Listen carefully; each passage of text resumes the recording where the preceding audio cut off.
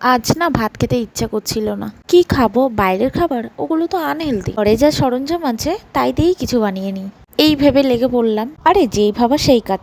ময়দাতে নুন, সামান্য পরিমাণে তেল আর জল দিয়ে মেখে আধা ঘন্টা রেখে দিয়েছিলাম। তারপর এগুলো সামান্য চাটুতে দিয়ে একটু গরম করে উল্টে পাল্টে রেখে দিলাম। দেখো দোকানে কিভাবে হয় আমি জানি না, আমি একটু অন্যরকম ভাবে করলাম। দেখো বাড়ির তৈরি জিনিস অতটা টেস্টি না হলেও হেলথের জন্য ইজ ভেরি গুড। এই মাঝে মধ্যে এরকম বাড়ি তৈরি করে খাওয়াই যায়। আর বাড়িতে তৈরি করার যেটা আনন্দ সেটা তুমি কিন্তু দোকানে দাঁড়িয়ে পাবে না। যাই হোক, এবার আমি একটা ডিম ফাটিয়ে নিলাম। দেন এবার আমি ডিমটাকে আগে দেবো, তারপরে আমি ওর উপরে পরোটাটা দেবো।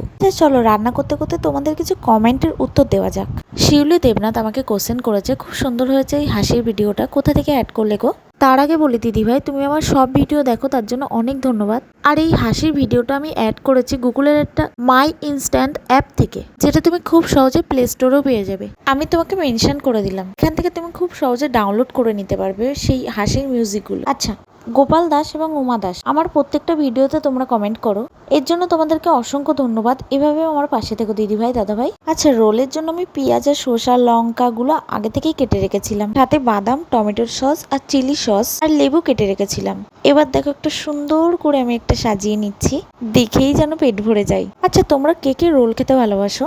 আমাদের বাড়ির সবাই রোল খেতে খুব ভালোবাসে। দেখো এরপরে মোড়ানো দেখে কিন্তু কেউ হাসবে না, আমি ঠিক করে মোড়াতে পারছি না। আরে রোলটা যদি কাগজে নাই মোড়ালাম তাহলে রোলের মতো কি আর দেখতে হয় বলো? আমি খবরের কাগজ বিশ্বাস করো কোথাও পাইনি, তাই ডায়েরির পেপার ছিঁড়ে নিয়েছিলাম। দেখো খাওয়ার আগে কিন্তু ফটো তোলাটা মাস্ট। তো সুন্দর করে বানালাম, একটু তোমাদের না দেখালে হয়?